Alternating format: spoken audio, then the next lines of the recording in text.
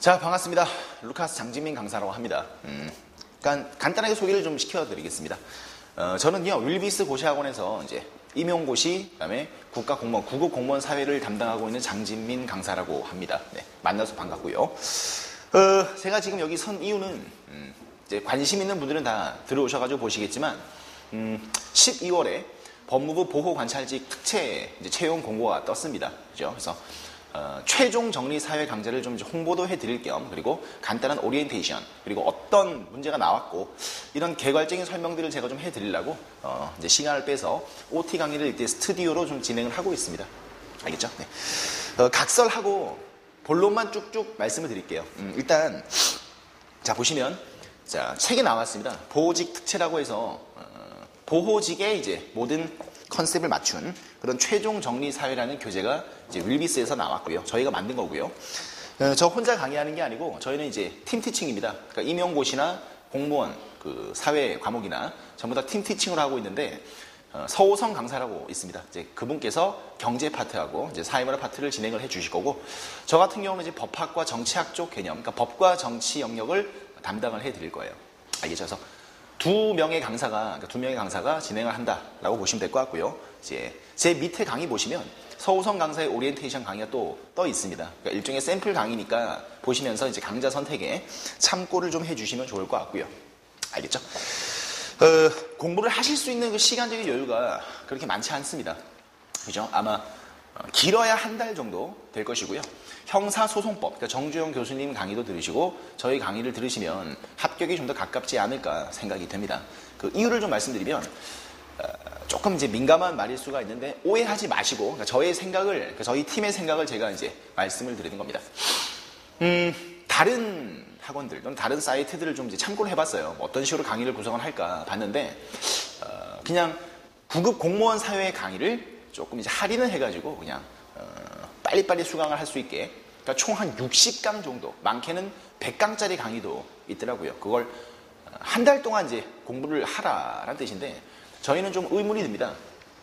분명히 보호직 특채에 관련된 기출문제가 이제 확보가 되어 있거든요, 저희한테. 그래서 그 문제들을 보면 지금 현재 구급공무원 사회에서 요구하는 그런 어떤 방대한 아주 지역적이고 자세한 내용의 사회 과목에 대한 학습이 그렇게까지는 솔직히 필요가 없습니다.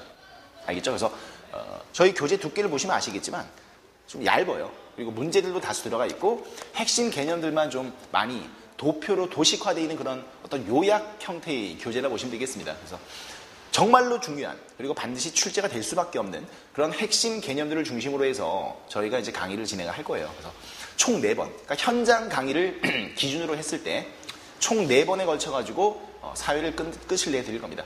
그러니까 기간은 4주지만 일주일에 2번씩 이제 강의를 들으셔야 되니까 횟수로만 따지면 총 8회죠. 총 8회.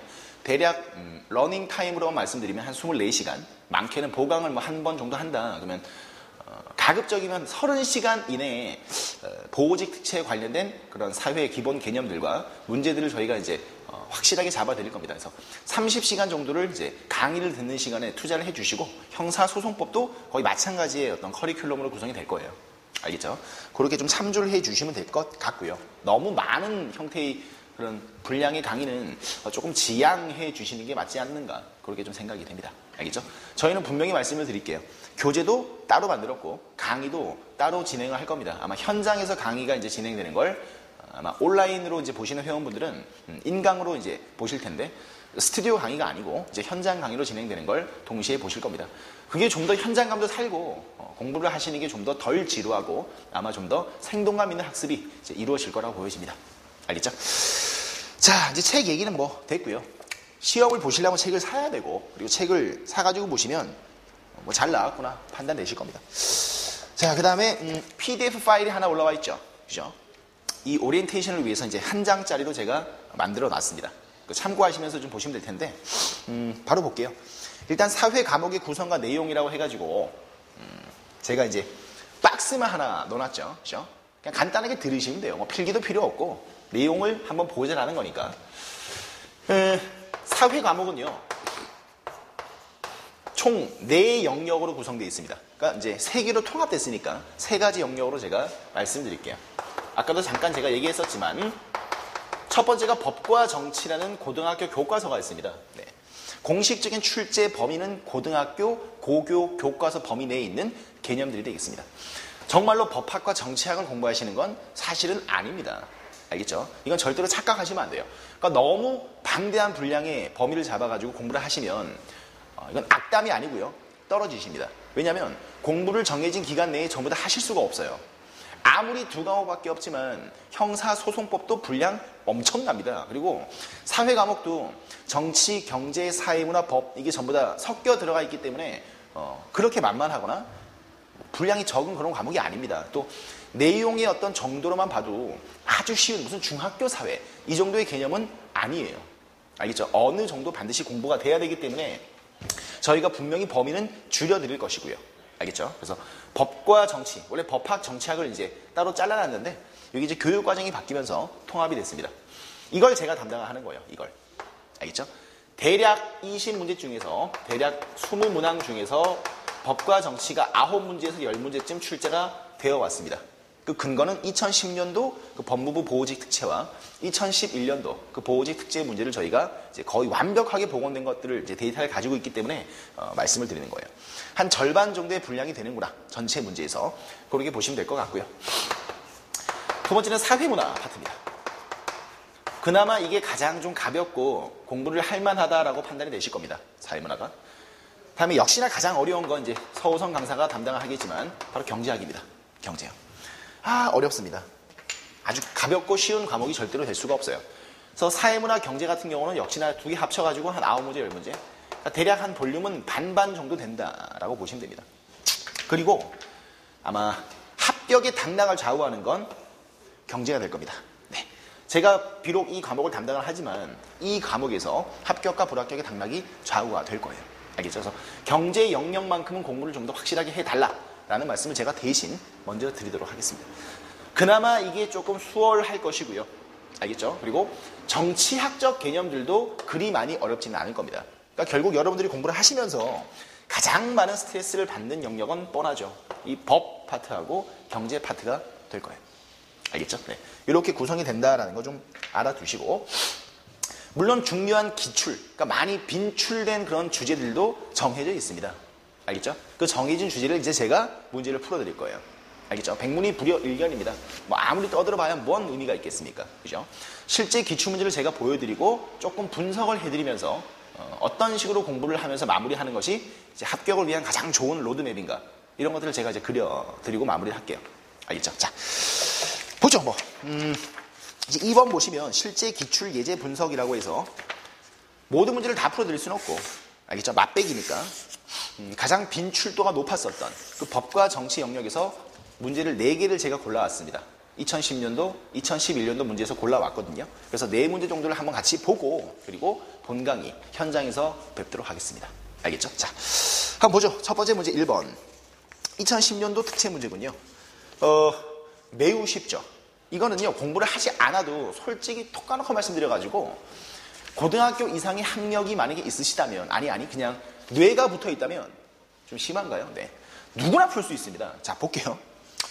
다음 중 국민의 의견이 국정에 반영되기 위한 방법으로 옳지 않은 것은 무엇인가? 자, 관련 테마는 뭐냐면 정치 참여입니다. 정치 참여. 대한민국 국민이 정치 과정에서 어떤 참여 방법이 있을 수 있겠느냐, 그거 보는 겁니다. 틀린 거 고르는 겁니다. 1번, 집회 또는 시위. 할 수 있나요? 할 수 있죠. 언론, 출판, 집회, 결사의 자유, 그러니까 이른바 표현의 자유라고 해가지고 당연히 헌법적으로 보장되고 있는 그런 방법이 되겠습니다. 맞죠? 다음 두 번째, 정치 토론회 개최. 마찬가지입니다. 이것도 집회를 여는 것이라 볼 수 있고, 또는 자유롭게 어떤 정치적인 토론을 할 수 있는 그런 모임의 자유를 만들 수 있다. 맞죠? 어떤 결사의 자유로도 볼 수가 있고요. 당연히 맞는 말이죠. 다음 3번이요. 이익 집단의 이익 실현. 여기서 조금 틀릴 수가 있는데, 자, 이익 집단, 다른 말로 압력단체라고도 얘기를 합니다.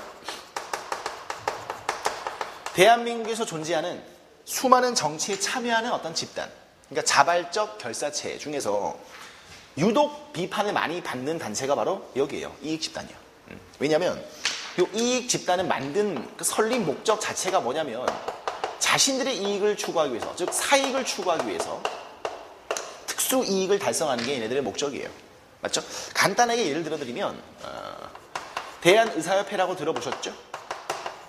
어떤 특정 직업군들의 모임이 대부분 이 이익 집단의 사례들이 됩니다.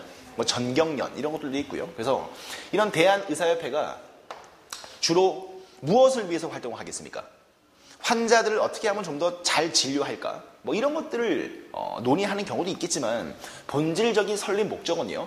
의사라는 특정 직업군의 특수 이익을 추구하기 위해서 만든 민주적 자발적 결사체입니다. 맞죠? 만드는 건 자유입니다. 근데 왜 얘네가 비판을 받느냐? 대한민국 전체 공익과 자신들이 추구하는 특수 이익이 만약에 충돌된다면 이들은 이걸 원합니다. 맞죠? 불법은 아닙니다. 자유민주주의 국가에서 이런 걸 만들어가지고 자신들의 이익을 추구하는 건 당연히 인정되는 거죠. 비판은 가능하죠. 불법은 아닙니다. 되겠죠? 그래서 이익 집단을 만들어가지고 자신들의 이익을 민주적 방법을 통해서 달성하려고 하는 것. 이것도 정치 참여의 방법으로 볼 수 있어요. 이해되겠죠? 약간 부정적 뉘앙스가 조금 들어가 있긴 하지만 가능한 겁니다. 물론 정당에 가입한다. 뭐 선거에 참여한다. 시민단체에 가입해서 적극적으로 어떤 국정을 감시하고 민주사회 발전에 기여한다. 이런 것들이 가장 좋은 방법이긴 하겠지만 이것도 방법이에요. 이해되겠습니까? 답은 4번이죠. 자, 3번이 무슨 말인지 몰라도 보기 4번은 당연히 고르셔야 됩니다. 보세요. 언론 및 출판에 대한 강제. 이게 말이 됩니까? 지금 무슨 박정희 정권이에요? 언론 및 출판, 집회 결사의 자유. 이른바 표현의 자유는요. 헌법상 기본권으로 완벽하게 보장받고 있는 그런 권리입니다. 이걸 국가가 권력을 통해서 강제한다는 건 있을 수 없는 일이죠. 되죠? 답은 4번입니다. 이거 틀리면 안 됩니다. 이런 건요. 맞죠? 20문제 중에서 전부 다 어려운 문제만 나오는 건 아닙니다. 모든 국가 고시가 마찬가지입니다. 기본적인 문제들을 몇 개 깔아주고 변별력 있는 문제를 반드시 끼워 넣는 게 모든 시험의 공통점이니까요. 쉬운 문제도 있다라는 겁니다. 알겠죠? 쫄지 마세요. 공부하면 됩니다. 오케이? 밑에 관련 개념 피드백이라고 해서 여러분들이 조금 더 참조하실 수 있는 그런 내용들을 제가 좀 발췌해가지고 수록해놨으니까 참고하시면 좋을 것 같고요. 알겠죠? 네. 자, 이런 문제도 나온다라는 겁니다. 다음 문제 2번. 이건 조금 헷갈릴 수 있고 이건 좀 공부가 돼야 됩니다. 자, 볼게요. 역시나 2010년도 문제고요. 문제를 보면 상대적 평등에 대한 설명으로 틀린 것은 무엇인가? 자, 그러면 문제의 발문을 보면 상대적 평등이라고 지금 나와 있죠? 맞죠? 그럼 적어도 평등이라는 개념이 어떤 식으로 구성되어 있는가 여기에 대해서 기초적인 학습은 이루어져야 이 문제를 풀 수가 있는 겁니다. 맞죠? 상대적 평등. 이게 무슨 말이냐면요. 조그만 강의를 해드리면 평등이라는 건 유형이 두 가지의 유형으로 구분되는 겁니다. 바로 상대적인 평등과 절대적인 평등. 이렇게 두 가지로 구분이 가능해요. 논리를 간단하게 설명해드리면 자, 일단 절대 평등 먼저.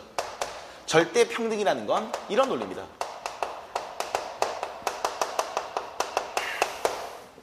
무조건 같게 취급하겠다 라는 뜻이에요.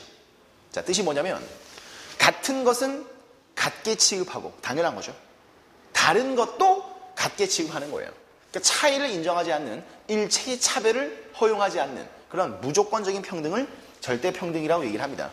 밑에 이제 관련 개념 피드백 읽어보시면 복습이 되시겠지만 이 절대 평등이 적용되는 가장 대표적인 영역이 어디냐? 바로 선거 쪽입니다. 이제 공부를 하시다 보면 이런 말들은 기본적으로 다 배우실 텐데요. 보통 선거의 원칙과 평등 선거의 원칙. 이런 것들이 바로 절대 평등이 직접적으로 적용되는 그러한 대표적인 사례죠. 이게 뭐죠? 보통 선거.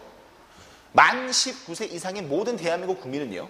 자신의 대표를 뽑을 수 있는 권리를 갖는다라는 뜻이죠. 그러니까 누구나 선거권을 가질 수 있다는 겁니다. 당연히 만 19세 이상이라는 나이 연령 제한은 당연히 인정되는 것이고요. 알겠죠? 평등 선거는 뭐예요? 누구나 똑같이 표의 가치는 동등하다. 1인 1표의 가치. 그러니까 등가성의 원칙이라고 얘기를 합니다. 표의 가치는 같아야 될 것이다. 라는 거죠. 등가성의 원칙이요. 그러니까 뭐 이런 겁니다. 뭐 어떻게 해볼까요? 삼성 이건희 회장님 잘났죠? 돈도 많고 뭐 유명하십니다. 네. 19세 당연히 넘었고요. 훨씬 넘었죠? 저 해볼게요. 윌비스 고시학원 강사입니다. 저 돈 별로 없습니다.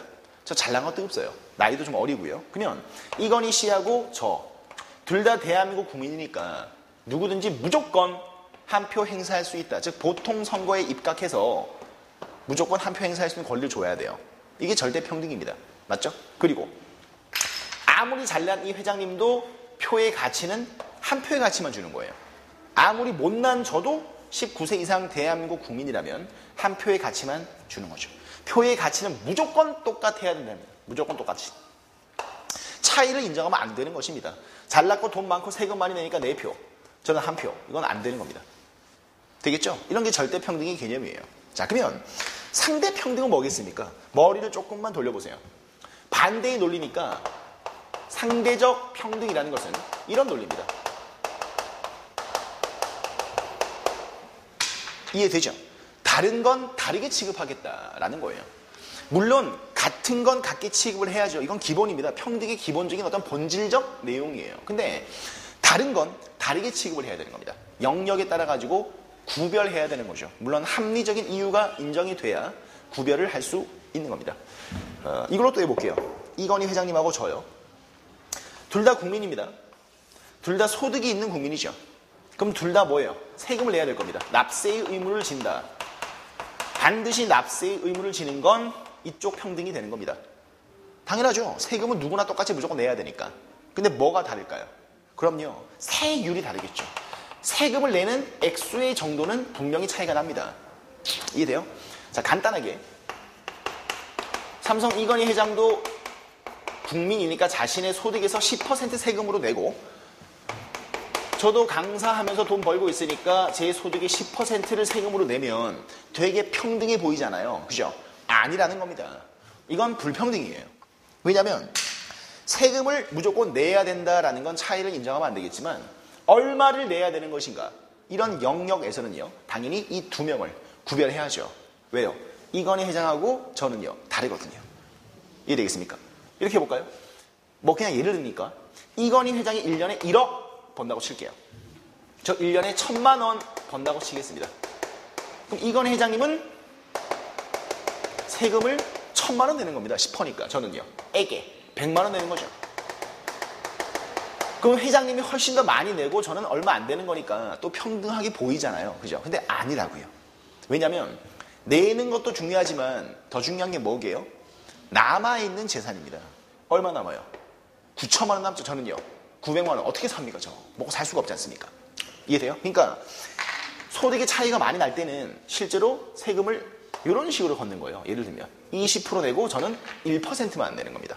소득에 따라 가지고 세금의 비율이 결정된다라는 거죠. 이런 건 다르게 취급을 해야 되는 거예요. 아마 서우성 강사한테 경제를 배우시면 이제 이런 개념을 배우실 텐데요. 이런 게 있습니다. 그래프에서 X축은 소득 또는 재산, Y축이 세율. 그럼 이건 뭘 의미하는 겁니까? 소득이 많아질수록 내야 되는 세금의 비율이 높아지는 거죠. 근데 그래프를 제가 일부러 이렇게 그린 거지. 이렇게 될 것 같지 않습니까? 그죠? 아닙니다. 소득에 비례하는 건 맞는데 정비례하는 건 아니에요. 어느 정도의 소득 구간이 넘어서 버리면 이렇게 올라가는 게 아니고 확 올라가는 겁니다. 되겠죠? 소득이 어느 정도를 넘어서 버리면, 즉 초고소득 구간이면 세율도 기하급수적으로 쫙 올라가는 거예요. 이런 게 바로 상대적 평등을 보여주는 대표적인 조세 제도의 사례라 볼 수 있겠습니다. 이걸 누진세라고 해요. 사실상 누진세.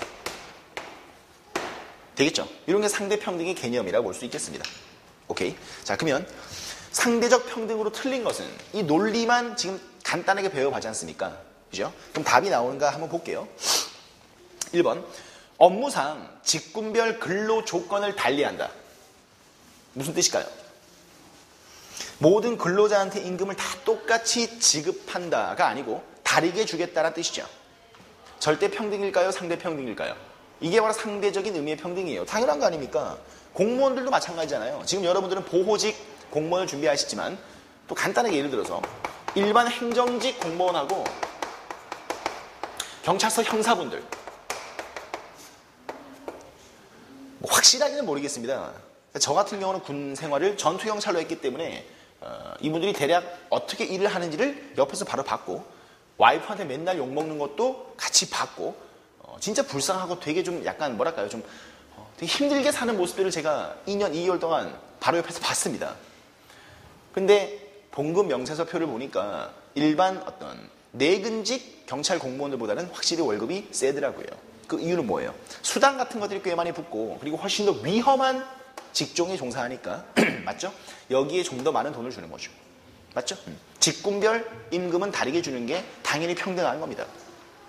일반 행정직 공무원, 경찰 공무원 둘 다 공무원인 건 마찬가지지만 이 둘은 다르게 취급할 때는 다르게 취급을 해야죠. 뭐 더 쉬운 예를 들어드리면 이런 겁니다. 어떻게 해볼까요? 64빌딩 해볼게요. 똑같이 유리창을 닦는 노동자가 2명 있습니다. 한 명은 1층에서 닦고 한 명은 목숨 걸고 밧줄 매달아가지고 62층에서 유리창을 닦는 거예요. 누가 월급을 많이 받아야 될까요? 당연한 거 아니에요. 똑같이 시간당 10,000원씩 주면 어떤 미친놈이 여기서 유리창을 닦습니까? 맞죠? 목숨 걸고 1층으로 내려가겠죠. 내가 1층 닦을 테야 라고요. 되겠죠? 직종에 따라 가지고 임금을 줘야 되는 것도 다른 건 다르게 취급을 해야 되는 겁니다. 되겠죠? 다음 2번이요. 자, 직원을 채용할 때 영어 회화 가능자로 어떤 자격 제한을 두는 것.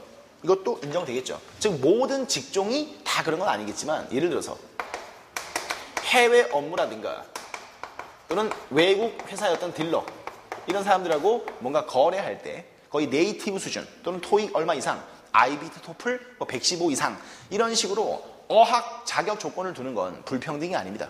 차별이 아닌 거예요. 당연히 합리적인 이유가 인정이 되는 것이죠. 이해되죠? 다음 3번이요. 이게 좀 어려울 거예요. 자, 해외 파견할 직원 똑같습니다. 해외 업무에 파견할 직원에 대해서 병역을 필한 자만 채용하겠다. 이게 남성분들은 조금 이해가 되실 텐데요. 여성분들은 군대를 안 가시니까 잘 모르실 수도 있을 것 같습니다. 군대 갔다 오는 거하고 다른 나라 가가지고 해외 업무하는 거하고 고도의 상관관계가 있습니까? 없어요. 그러니까 이렇게 생각하실 겁니다. 만약에 군대를 가야 되는 사람인데 해외에서 업무를 하다가 영장이 날라와서 군대를 가야 되면 어떻게 해요? 라고 얘기할 거 아니에요. 뭘 어떡합니까? 군대 갔다 오면 되죠. 이해되시겠어요? 병역을 반드시 필한 자 이걸 이런 업무의 자격 제한 또는 조건으로 두는 건 이건 불평등이에요. 이건 합리적인 이유가 인정되지 않는 차별인 겁니다. 합리적 구별이 아니고 부당한 차별이 되는 거예요. 이건 상대적인 평등으로 볼 수가 없는 겁니다. 되겠죠? 조금 헷갈릴 수가 있는데 이 정도는 이해를 하셔야 돼요. 앞으로 공부를 하시다 보면 이건 아주 쉽게 해결을 하실 수가 있습니다. 보기 4번도 볼까요? 고등학교를 졸업했거나 또는 졸업이 인정되는 자격이 있어야 대학 입학 자격을 취득한다. 맞습니다.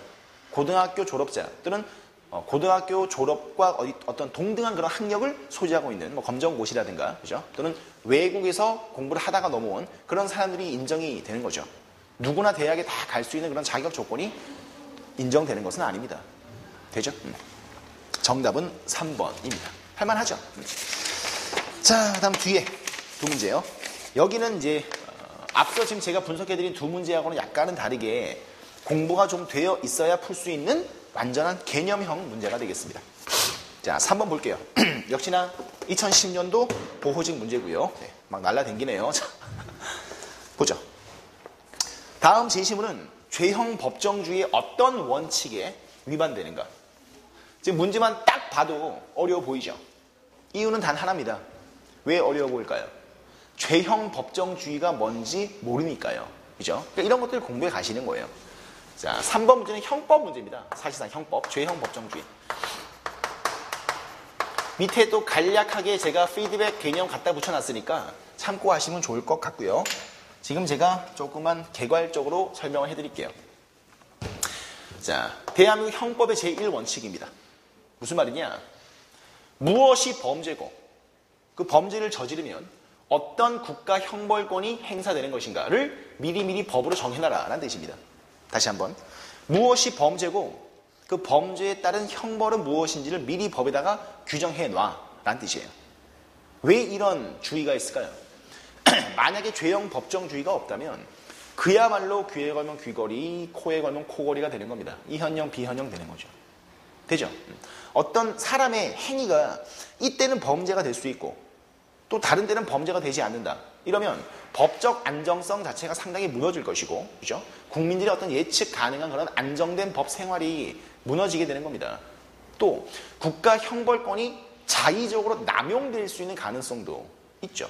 그죠? 국민의 기본권을 함부로 침해할 수 있는 그런 공권력의 남용이 충분히 발생할 수 있다라는 겁니다. 그래서 미리미리 범죄의 종류와 거기에 따른 형벌의 정도 그리고 형벌의 종류를 전부 다 미리 법으로 정해놓는 거예요. 그렇게 정해놓은 법이 다름 아닌 대한민국 형법입니다. 우리나라 형법에 범죄와 형벌 규정이 다 미리 규정이 되어 있는 거예요. 알겠죠? 자, 그러면 이 죄형 법정주의에서부터 파생되는 원칙들이 여러 가지가 있습니다. 그 밑에 쭉 나와 있죠. 그죠? 간단하게 볼까요? 자, 의미랑 목적은 됐고요. 그다음 원칙이라고 해서 죄형 법정주의에서부터 비롯되는 파생 원칙이 있습니다. 자, 간단하게 볼게요. 첫 번째, 관습형법 금지의 원칙, 불문형법 금지의 원칙 이렇게 얘기하고요. 성문형법주의라고 얘기를 합니다. 도대체 무슨 말일까요? 형법은 반드시 성문법에 의해서만 적용된다. 즉 성문법이 아닌 문서로 규정되어 있거나 조문화되어 있지 않은 그런 관습 또는 불문법으로는 형법적인 사안을 다스릴 수 없다라는 뜻이에요. 완벽하게 명시적인 규정이 문서로 남아있어야 되고 조문의 형식을 띠고 있는 성문법에 의해서만 적용이 돼야 될 것이다 라는 겁니다. 왜냐고요? 거꾸로 생각해 보세요. 만약에 넓게 관습법과 같은 그런 불문형법이 널리 적용된다면 그때는 조금만 잘못을 해도 무조건 범죄가 성립되는 그런 이상한 일이 생기는 겁니다. 또 그때 다 다르게 법이 적용될 수 있고 이때는 범죄가 성립이 되고 또 다른 때는 범죄가 성립이 안 되는, 이해되겠습니까? 판사에 따라 가지고도 판결이 전부 다 달라질 수 있는 법적 안정성이 아주 심하게 무너지는 그런 현상이 발생할 겁니다. 그래서 형법만큼은 반드시 성문법의 원칙을 지켜야 될 것이다. 관습형법, 불문법은 적용될 수 없다라는 겁니다. 역시나 목적은 국민의 안정된 기본권 보장이죠. 그죠? 공권력의 남용을 방지하기 위해서 이런 원칙을 파생시키는 것이고요. 다음 두 번째는 명확성의 원칙. 이것도 같은 논리입니다. 무시무시한 형법이고 국민에게 범죄와 형벌을 부과하는 그런 법이기 때문에 반드시 형법 규정은 누가 봐도 명확해야 됩니다. 그러니까 애매모호하면 안 되는 거죠.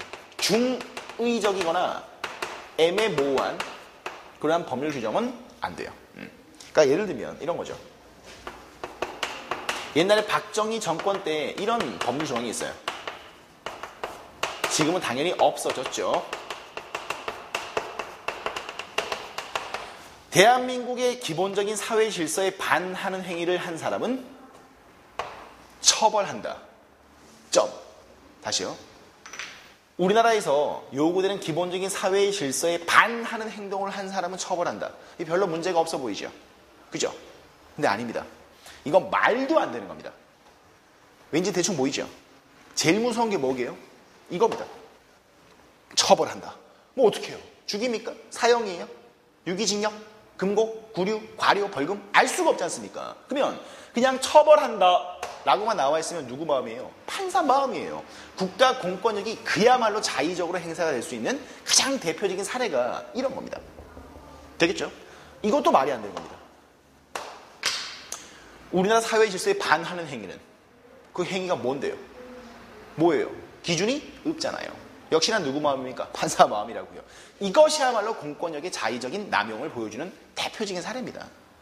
되겠죠? 이 문제가 명확성의 원칙을 묻는 문제예요. 자, 바로 문제를 다시 볼게요. 첫 번째요. 민주주의적 사회 질서의 원칙을 침해하는 행위. 그게 뭡니까? 이해되겠죠? 분명한 구체적 기준이 없잖아요. 불명확하고 애매모호하고 다양하게 이 규정이 해석이 될 수 있는 겁니다. 명확성의 원칙에 반하는 거라고요. 두 번째도 보세요. 건전한 국민의 감정을 해치는 행위. 이게 뭐냐고요? 건전한 국민의 감정에 대한 기준도 불명확하고 정말로 포괄적이고 광범위하고 추상적이죠. 안 됩니다. 특히나 형법 같은 분야에서는요. 국민의 신체의 자유를 제한할 수 있는 생명까지 박탈할 수 있는 법이 이 무시무시한 형법이란 말입니다. 그래서 형법만큼은 완벽하게 명확해야 돼요. 누가 봐도 알 수 있게 분명한 구체적인 기준을 딱 정해놔야죠. 되겠죠? 이 문제 정답은 일단 3번 명확성의 원칙을 얘기하는 것입니다. 기하 한 거 좀 더 볼게요. 다음 세 번째는 유추에서 금지의 원칙. 분명한 관련 규정이 없으면 비슷한 법률 규정을 유추, 즉 끌어와서 적용할 수는 없다라는 겁니다. 유추 해석도 원칙적으로 금지가 되겠죠. 만약에 또 역시나 형법적 사안에서 유추 해석이 널리 허용된다면 어떨까요? 이거랑 다를 바가 없는 거죠. 이거랑도 다를 바가 없는 겁니다. 이럴 때는 범죄가 될 수 있고 저럴 때는 범죄가 될 수 없는 그런 어떤 공권력의 또 자의적 남용이 충분히 가능한 거죠. 원칙적으로 유추 해석은 금지가 됩니다. 뭐 피고인에게 유리한 경우에는 예외적으로 유추 해석이 허용된다 이런 원칙도 있는데 거기까지는 지금 다 할 수는 없습니다. 본 강의에서 다 알려드릴게요. 다음 네 번째는 불소급의 원칙. 과거 사실을 새롭게 만들어진 법을 가지고 적용할 수는 없다라는 거죠. 뭐 간단하게 예를 들어드리면 안 어려워요. 자, 어떤 시간의 흐름이라고 보겠습니다. 어떻게 볼까요? 이 시점에서 그러니까 이렇게 해보죠. 2013년 1월 1일에 진민이가 소녀시대 유리를 스토킹을 시작했다고 치겠습니다. 네, 스토킹 뭔지 알죠? 그죠? 거의 뭐 나쁜 짓이죠. 근데 여러분들이 잘 모르시겠지만 지금 현재 스토킹 죄라는 범죄가 형법에 규정되어 있을까요? 없을까요? 그런 건 없습니다. 물론 불법 행위고 민사 책임이 발생할 수 있고 손해배상 해줘야 되는 그런 문제가 생길 수는 있어요. 또는 뭐 넓게 보면 권리행사 방해죄 뭐 이런 것도 생길 수가 있는데 그냥 예를 드는 거니까 스토킹 죄라는 범죄는 지금 현재 죄형 법정주의 의거에서 봤을 때 규정이 없습니다. 그러면 스토킹 죄라는 범죄로 제가 처벌받을 일은 없잖아요. 그죠? 근데 저와 같은 어떤 아주 심한 연예인 스토킹을 하는 인간들이 많아지고 있다라고 치겠습니다. 그래서 뭐 21, 네, 뭐 카라, 대한민국 걸그룹 모든 멤버들이 전부 다 스토킹에 시달려가지고 전부 다 걸그룹이 해체가 되고 뭐 SM, YG 다 망했다라고 칠게요. K-팝 열풍 한류 끝이라고 칠게요. 이거 사회의 문제죠. 심각해지고 있는 거죠. 그래서 대한민국 국회에서 뭐 2013년 9월 1일에 이제 입법 절차에 들어간 겁니다. 그래가지고 연예인 스토킹 처벌에 관한 특별법이라는 걸 만들었다고 칠게요. 국회에서 통과됐다고 치겠습니다. 그러면 뭐 2014년 1월 1일부터 연예인 스토킹 처벌에 관한 특별법은 효력을 발생합니다라고 뭐 입법 예고라든가 공고가 나올 거 아닙니까? 그죠? 그러면 이 법은 이때부터 효력이 발생되는 거 아니에요? 그죠? 근데 저는 이때 스토킹을 한 것이고요. 물론 이 스토킹 행위를 제가 계속 한다면 당연히 처벌받겠죠. 근데 법을 전공한 간사한 진민이가 2013년 12월 31일 23시 59분 59초까지 계속 유리를 스토킹하다가 딱 멈춘 거예요. 이 법의 효력이 발생하기 직전에. 그럼 저는 처벌을 받을까요? 안 받을까요? 안 받는다는 뜻입니다. 이해되겠죠? 옛날 행위에 대해서 새롭게 만들어진 법을 소급 적용할 수는 없다라는 뜻이에요. 그래서 불소급의 원칙인 겁니다. 이해가 되시죠? 어려울 거 없어요. 다음 마지막은 뭡니까? 적정성의 원칙이 나와 있군요. 일종의 비례의 원칙입니다. 비례의 원칙. 무슨 뜻이냐면 범죄와 형벌 간의 관계는요. 어느 정도의 비례 관계가 반드시 요구된다라는 거예요. 적정한 형벌이 부과돼야 된다라는 뜻이죠. 또 예를 들어 드릴게요. 뭐 이런 겁니다. 절도죄, 범죄죠. 살인죄, 범죄입니다. 여기도 징역 1년, 여기도 징역 1년 됩니까? 안 돼요. 범죄에 따라 가지고 형벌도 적정하게 취급이 돼야죠. 여기가 훨씬 더 무거운 형벌이 부과가 돼야 되겠죠. 절도 전과 1범과 상습 절도 전과 30범 똑같이 처벌하면 안 되죠. 이해되겠죠? 다른 건 다르게 취급을 해야 되는 것이고 상대적 평등의 논리가 적용되는 게 또 이 적정성의 원칙과 같은 논리적인 맥락이에요. 알겠죠? 범죄와 그 범죄에 해당하는 형벌은 적정한 어느 정도의 비례 관계가 필요할 것이다. 이걸 얘기하는 것입니다. 되죠? 오케이. 죄형 법정주의 아주 기초적인 내용만 제가 지금 알려드린 거예요. 이거 말고 좀 더 있습니다. 그건 이제 본 강의에서 하도록 하고요. 마지막 문제입니다. 2011년도 작년 문제군요. 우리나라에서 채택하고 있는 제도로만 묶인 것은 딱 보니까 뭡니까? 바로 선거 문제입니다. 역시나 정치에서 아주 중요하게 그리고 좀 다소 어려운 주제로 많이 출제가 되는 게 이제 선거 파트인데 그 문제는 사실상 그냥 완전히 단순 암기형 문제입니다. 아주 간단하고요. 그죠? 바로 선거구 제도 그리고 어떤 식으로 대표를 뽑을 것인가 그 대표 선출 방식 선거구와 대표 선출에 대한 기초 개념 정말로 센 기초 개념을 묻는 단순 문제입니다. 자, 답은 2번이에요. 소선거구제, 다수대표제, 그리고 비례대표제. 요것만 간단하게 설명해 드릴게요. 자세한 내용은 밑에 써놨으니까 참조해 주시고요. 실제로 대한민국에서는요. 국회의원 선거, 그러니까 지역구 국회의원 선거 방식이 소선거구제입니다. 선거구라는 건 뭘까요? 선거가 이루어지는 그 지역을 얘기하는 거죠. 그리고 소선거구라는 거는 이 선거구를 잘게 썰어놓는 겁니다. 지금 현재 대한민국은 246개의 소선거구로 구성되어 있습니다. 선거구만 246개예요. 알겠죠? 그래서 유권자가 그만큼 적은 선거구니까 소선거구니까 한 개의 선거구에서 의원은 한 명만 뽑는 겁니다. 그러면 246개의 소선거구제에서 몇 명이 뽑히는 겁니까? 네. 한 개의 선거구에서 한 명이 선출되는 거니까 대한민국 지역구 국회의원은 자동으로 246명이 선출되는 이런 방식인 거예요. 다음요. 이 한 명은 누굴까요? 당연하죠. 1등이죠. 그 선거구에 나와 있는 여러 후보들 중에서 상대적으로 가장 많은 최다 득표를 얻은 1인 그 사람이 뽑히는 겁니다. 그러니까 쉽게 말하면 하나의 선거구에서 1등 한 놈만 뽑는 것이 바로 이 소선거구제죠. 최다 득표자 한 명만 선출하는 것이다 라고 해서 이걸 대표 선출 방식으로 환원시켜드리면 이게 다수대표제예요. 그래서 우리나라 지역구 국회의원 선거에서 지금 채택하고 있는 게 소선거구제 다수대표제가 되는 겁니다. 되죠?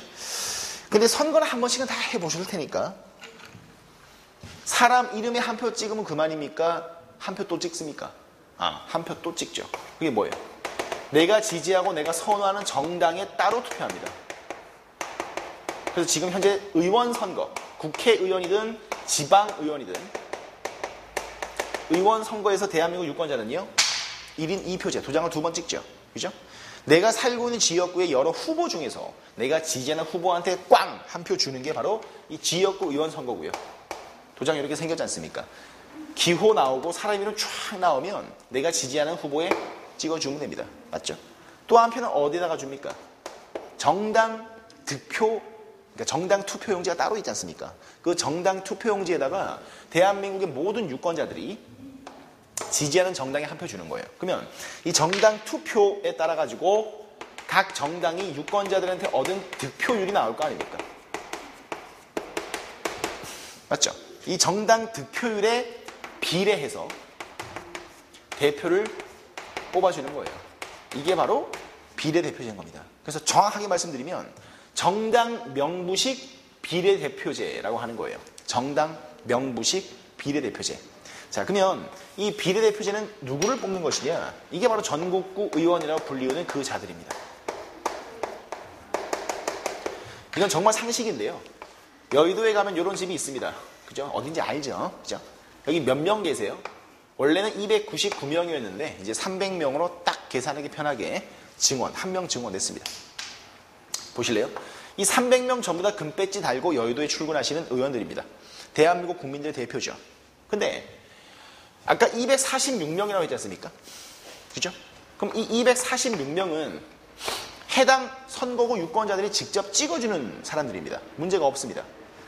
그럼 지금 몇 개가 의자가 남습니까? 54개의 의자가 남는 거 아니에요. 전체 국회의원 수가 300명이니까 246 이거 지역구. 그럼 이 54가 뭐가 되는 겁니까? 이게 전국구가 되는 거예요. 맞죠? 그럼 이 54석을 어떻게 해결할 것인가? 이걸 해결하는 방식이 이거인 겁니다. 돼요? 예를 들어 볼까요? 새누리 민주통합, 통합 진보 맛이 갔죠. 진보 정의당인가요? 그냥 편하게 그냥, 저는 한때 민주노동당 당원이었습니다. 이렇게 바꿀게요, 그냥. 네. 뭐 여러 가지 있을 거 아니에요. 그죠? 근데 국회의원 선거할 때 대한민국 총 유권자들이 예를 들어서 새누리당한테 표를 준 게 50%의 득표를 새누리당이 얻었다라고 칠게요. 그럼 이게 전 유권자가 새누리당을 지지하는 비율이죠. 맞죠? 그러면 50%의 득표를 얻었으니까 여기 남아있는 54석의 전국구 의석의 절반을 새누리당이 그냥 차지하는 겁니다. 이해되겠어요? 그러니까 50%니까 총 몇 석? 27석이 새누리당 거예요. 네. 그럼 이 27명은 누구냐? 새누리당이 선거하기 전에 명부를 작성합니다. 순위를 작성하는 거예요. 이해되겠어요? 비례대표 1번, 2번 쭉 한 40번, 50번까지 씁니다. 그러면 만약에 새누리당이 50%를 딱 얻었다. 그러면 1번부터 27번까지 명부에 등재되어 있는 그 사람들이 자동으로 뭐가 되는 거예요? 국회의원이 되는 거예요. 이해되시죠? 똑같이 뭐 민주당 같은 경우는 20%의 지지를 얻었다. 그럼 총 54석에서 20%를 계산해가지고 의석수를 차지하는 거예요. 이게 전국구 의원을 뽑아주는 방식이 되겠습니다.